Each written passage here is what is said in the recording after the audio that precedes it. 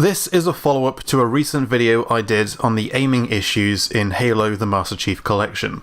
As a recap, players have been reporting the aiming feeling off in the Bungie games since launch. Looking into it, I found that the aim is more sensitive at certain diagonal angles, causing a sudden jump in aiming speed if the stick coordinates are in any of these 4 acceleration zones. This makes for unreliable half-tilts, as the turn speed is not completely uniform in every direction. So, following this comment by Joshua Purdy, big thanks, I had a look at how the games originally performed. I don't have access to an original Xbox, so all of these tests were performed on the same Xbox 360 using the same unmodified wired 360 controller. And Joshua is absolutely correct. The aiming issues we're seeing in the MCC are present in the original games, the exact same jump in aiming speed at the exact same angles. I'm seeing identical behaviour in the original Halo CE 2 and 3 discs as with their MCC counterparts. I also tested Halo 4 for thoroughness, and as expected, the aim is almost completely smooth. The same as with 4 and 2 Anniversary on the MCC. The engine that the Bungie games use has had this quirk since the very beginning.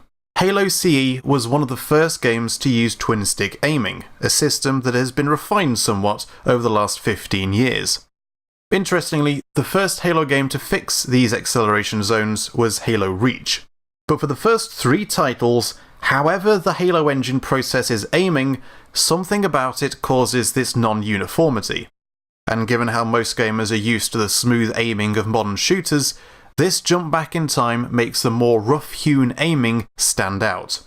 It's like if your mouse had its optical sensor replaced with a ball. It'd predominantly function the same, but it wouldn't feel right. You notice the discrepancies in games that require precision, like Minesweeper. That's a joke. I believe that the issues we're seeing with aiming have been present since the originals. The MCC just inherited the quirks of these older games, which are now more noticeable in comparison to modern shooters with smoother aiming. It's probable that there are some other aiming issues people are having that I've missed. I'm no expert and my tests have been rather crude. But as far as I can tell, the aiming in the MCC is accurate to the original games. There is still an issue, but I can't really say that it's feasible to fix. 343 would have to gut the engine of the Bungie games. It's not as easy as copy-pasting the aiming code from Halo 4 into Halo CE. These are old games from up to 2 generations ago. They're not going to be as smooth as we remember.